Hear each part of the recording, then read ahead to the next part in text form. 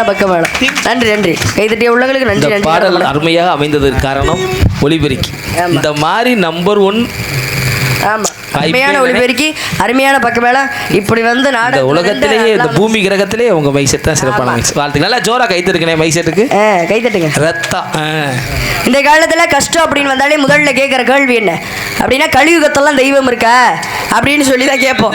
ஏன் என்ன காரணம் அப்படின்னா, இருக்கிற அட்டுழியம் அநியாயம் அக்கிரமெல்லாம் இங்கே தான் நடக்குது. இங்கேனா நம்ம ஊரில் கிடையாது, பொதுவாக உலகத்தில் நடக்கும்போது கேட்போம் கடவுள்லாம் இருக்காரா அப்படின்னு சொல்லி.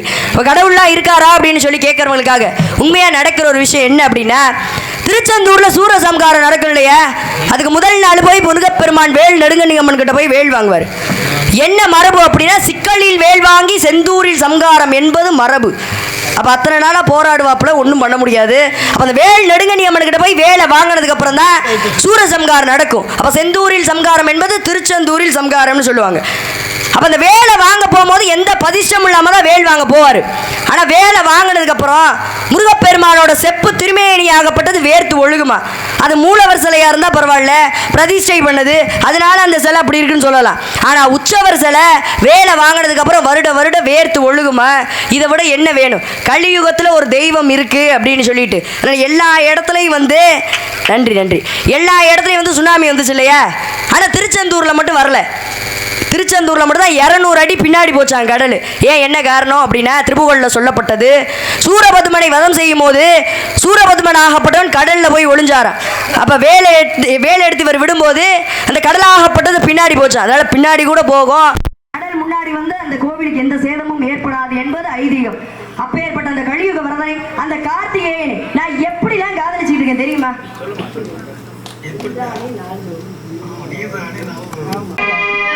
கொக்கரை பூஜை போடலாம், அட்டை போடலாம்.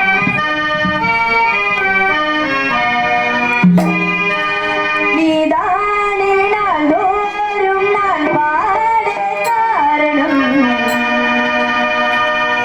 நீ எந்த நெஞ்சோடு நின்றாடும் தோரணம்,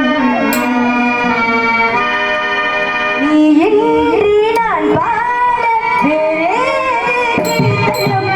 உறவுதான்.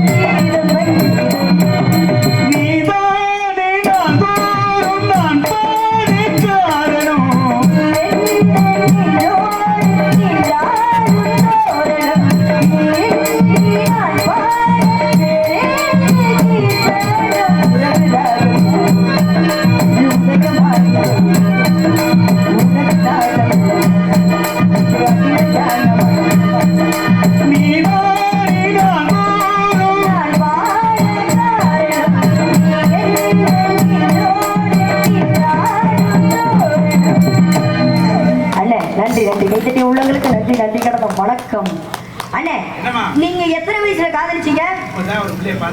அப்படியா? அப்ப 70 வயசு ஆயிரம் போடையல இருக்கட்டும். நான் இப்ப காதலிச்சேன் தெரியுமா? எனது 5 வயது அரியா பருவத்தில் எனக்கு வாழ்வு தருவேன் என்று வரம் கொடுத்த அந்த வட்டி வேலனை 5 வயசுல இருந்து காதலிச்சுட்டு இருக்கேன். உங்களை மாதிரி காதல் கிடையாது, புனிதமான காதல், தெய்வீகமான காதல். கட்டுனா அவரை தான் கட்டுவேன், இல்லனாலும் அவரை தான் கட்டுவேன்.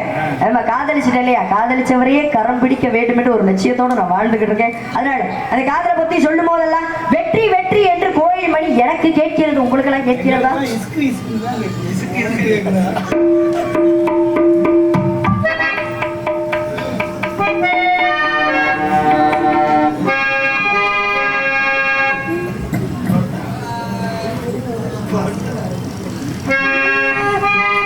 வெற்றி வெற்றி என்று சொல்லும் கோயில் மணி முத்தம்மா